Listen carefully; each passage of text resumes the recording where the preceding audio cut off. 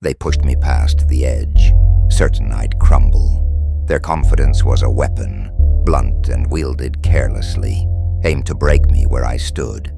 They didn't see the spark they lit, a quiet ember buried deep within that would blaze into something fierce, relentless, and beyond their control. I was cast aside, forgotten like debris swept from their path. The world watched and yawned, unmoved by my descent. I could hear their laughter, sharp and cruel, echoing through the hollow spaces of my defeat. Every wound I bore, each moment where hope slipped away, etched itself not just into my skin, but into the marrow of who I am now. It was an unforgiving record of betrayal, of the cost of being naive enough to trust. But they couldn't foresee the storm they were crafting in the shadow of their arrogance. A storm that grew quieter, darker, as it waited.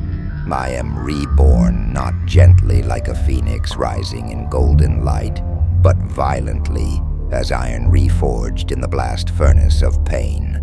Each agony was a blow to the molten core of my being, shaping me harder, sharper, and colder than I had ever been. I am no longer the target, no longer the casualty they expected me to be. They will know it when they feel it, that tightening in their chest as the certainty they wear like armor begins to crack. They will see the silhouette of what once cowered now, moving with the intent of a predator, steady and deliberate. I will make sure they hear the shift in the air, the silence that precedes a storm. When they least expect it, when comfort dulls their senses, I will be there. Each step I take now echoes with promises unfulfilled. Vengeance simmering with a cold, steady burn. No longer do I ask, why? Why it happened? Why me? No longer do I wait for the when, the arbitrary timing that life pretends to hold above us like a taunting clock. The time is now because I've made it so. They will taste the ash of their ambitions when it falls into ruin. They will feel the sharpness of their choices when the dark envelopes their proud, unseeing eyes.